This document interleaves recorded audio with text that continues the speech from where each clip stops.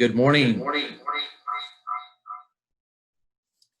This morning we are going to be going over the instructional plans that we have for our students. The first sample that you see here is for sample pre-K4. What you see in maroon is going to be face-to-face with teacher. That means the instruction will happen face-to-face. Students will be using their device during this time. And what you see in gold, the students will be doing on their own. What is in gray is basically on their own as well. So here we have our schedule, Monday through Friday. 7:30 to 8, we will have breakfast. 8 to 8:15 will be a morning check. We will require parents and their students to check in during this time, or the guardian can help the student check in. From 8:15 to 9, our pre-K4 will have PE. From 9 to 9:30, we will have literacy. During this time, the students and the teacher will be live together. From 9:30 to 10:15, we have set aside some time so that if some of the students need some reteach or small group, the teacher will do it during this time with those assigned students. From 10:15 to 10:45, we will have our math lesson. Again, this will be live with teacher and students. And then from 10:45 to 11:30, again, we will have a small group. In this case, it'll be for the area of math. Our students in pre-K4 will have lunch from 11:30 to 12:15. From 12:15 to 1, we're going to give our students a break or recess. And then from 1 to 1:30, students will log into pre-recorded lessons and activities in the subject area of science. And then from 1:30 to 2, the students will then do pre-recorded lessons and activities in the area of social studies. Again, this will be students on their own. Teacher will not be live with them during these two times. From 2 to 2:45, we've also set some time aside in case some students need some enrichment activities or if they need some additional assistance from teacher. We're going to ask that the students log back in from 2:45 to 3:15 so that teacher can finish the day with them. And then our teacher will have conference from 3:15 to 4. It's an additional time that the teacher will have so that she can either contact you as parents or do some work with students as well. The next sample that we are going to review is the sample kinder through second. This will be for our kinder, first, and second grade students. We will begin again with breakfast from 7:30 to 8. From 8 to 8:15, we will ask that the students log in to meet the teacher. Teacher will start the phonics lessons from 8:15 to 9. Our students will have PE from 9 to 9:45. 9:45 to 10:30. Again, this area is maroon, so it will be live with teacher, and teacher will be doing reading and literacy activities. From 10:30 to 11, we have independent reading. It is possible that the teacher will do small group with some students during this time. And then from 11 to 11:45, our math begins. And then from 11:45 to 12:30, our students will have lunch. From 12:30 to 1, this is again face-to-face with teacher, where if she needs to have or he needs to have small groups with students, it'll happen during this time in the area of math.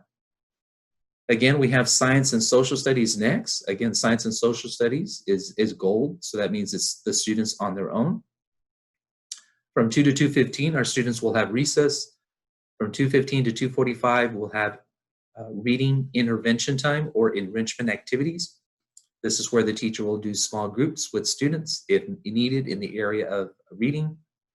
And then from 2:45 to 3:15, we will have math intervention or enrichment activities.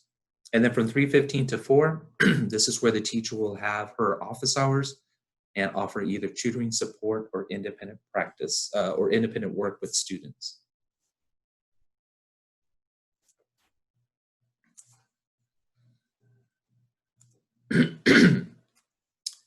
What you see here now is the 3rd and 4th grade schedule. It's very similar to the ones above. Anything that is in maroon is face-to-face with teacher. Anything that is gold, the students are on their own. We start off with the morning check-in from 8 to 8:15. From 8:15 to 9:15, we will have teacher doing face-to-face language arts with students. 9:15 to 10 will be the students' PE time. From 10 to 11, our students will have math lessons face-to-face with teacher, followed by recess from 11 to 11:15. From 11:15 to 12, teachers will be face-to-face with students doing writing lessons. From 12 to 12:45, our 3rd and 4th grade students will have lunch. From 12:45 to 1:15, students will have science. 1:15 to 1:45, students will have social studies. And again, this is gold, so this is students on their own. From 1:45 to 2:30, we have set aside reading, response to intervention, or independent enrichment activities for our students. This is where teachers will be able to do small groups with them in the area of reading. And then from 2:30 to 3:15, we have the math response to intervention or independent reading or enrichment activities with the students. And then the teacher office hours, it will be from 3:15 to 4. And this time will also be set aside if teacher needs to get a hold of parent or help students in any way as well. These are the schedules that we will be sharing with our parents, our students, and our teachers. We are now going to transition into our safety handbook for David Sanchez Elementary. The areas that we are going to review are the provide notice for parents, of course, prevent, these are practices to prevent the virus from entering the school, respond, practices to respond to a lab-confirmed case in a school, and practices to mitigate the likelihood of COVID-19 spread in the school. David G. Sanchez Elementary has developed a plan for on-campus activities and instruction. The plan is intended to provide a summary of what the campus will implement to mitigate the COVID-19 spread in our schools. David G. Sanchez Elementary has designated Humberto Flores, the principal, as the point of contact for responding to COVID-19 concerns at the campus. David G. Sanchez Elementary will provide updates with regards to announcements concerning COVID-19 through La Feria ISD district webpage and La Feria ISD social media pages.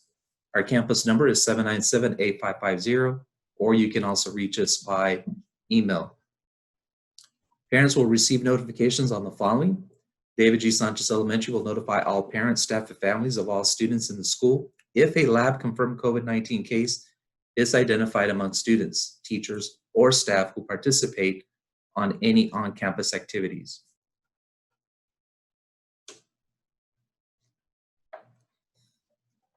Prevention. Protocol for staff entering the school. La Feria ISD will require teachers and staff to be screened for COVID-19 symptoms before coming into campus each day.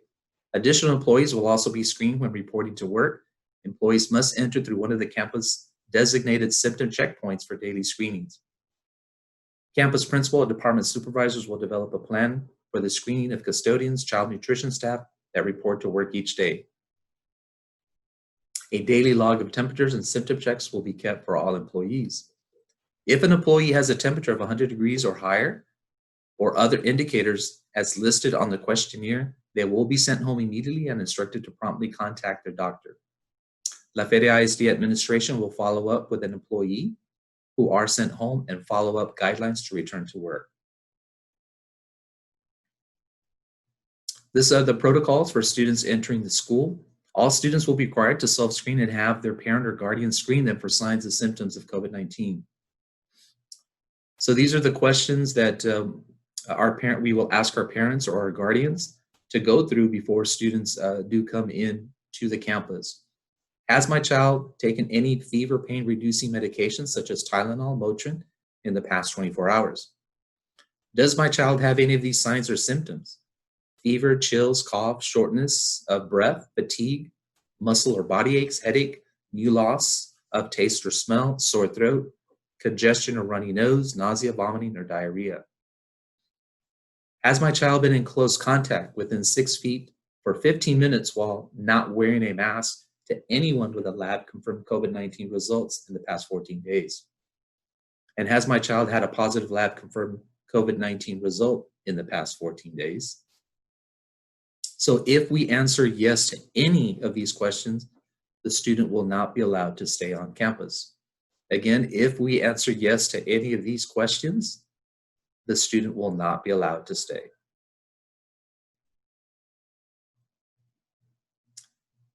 Next, I'm going to go over the conditions for campus reentry. This is for students entering back into the campus after a COVID-19 positive.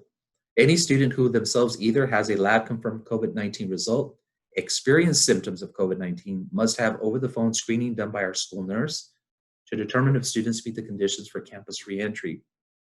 In the case of a student with a lab-confirmed COVID-19 result, at least 14 days have passed since symptoms first appeared. At least 3 days or 72 hours have passed since recovery with resolution of fever without the use of fever-reducing medication. The student has improved in symptoms, and student must obtain a medical professional's note clearing the student to return to school. In the case of a student who has symptoms of COVID-19 who is not evaluated by a medical professional or tested for COVID-19, student is assumed to have COVID-19. At least 14 days have passed since symptoms first appeared. At least 3 days have passed since recovery with resolution of fever without the use of fever-reducing medication, and the student has improved in symptoms.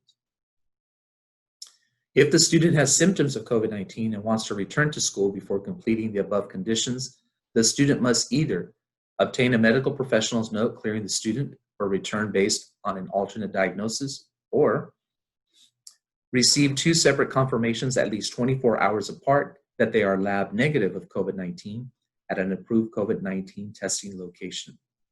Our campus nurse is Maribel Borrego. Her phone number is 797-8560.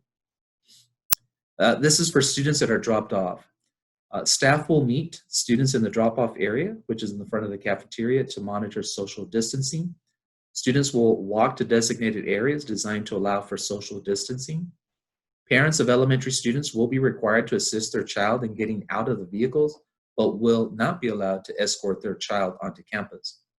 A staff member will be available at the identified drop-off pickup location to verify that the parent has completed the self-check form while the student is in the vehicle.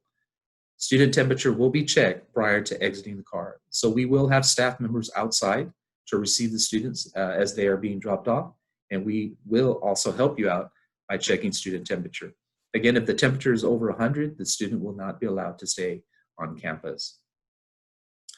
David G. Sanchez Elementary does not allow their students to walk to or from school. For students that ride the bus, screenings will be conducted when students are picked up each morning. The questions from the CDC on the symptoms will be posted on the bus. Staff will meet students at the bus area to monitor social distancing.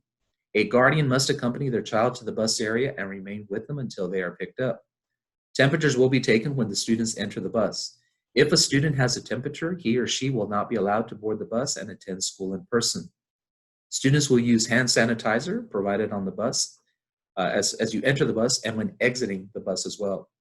Students will have designated seats on buses. Students will be assigned to keep families together and will be assigned to minimize passing each other when loading and unloading. The driver and or the monitor will dismiss students one at a time. Students must remain in their seat until they are called, and students will report to the designated areas to allow for social distancing. Next, we're going to go over the protocols for visitors entering the campus or the school. Excluding parental drop-off and pickup as discussed above, before visitors are allowed onto campuses, David G. Sanchez Elementary will screen all visitors to determine if the visitors have COVID-19 symptoms as listed in this document or are lab confirmed with COVID-19, and if so, they must remain off campus until they meet the criteria for re-entry as noted below. David G. Sanchez Elementary will restrict visits in schools to only those essential to school operations. When possible, parent contacts will be made via telephone or teleconferencing meetings. Visitors to campus will be limited to emergency situations only. Upon entry, visitors will be required to wear a mask. All visitors will be screened and will remain in lobby area at the front of each campus.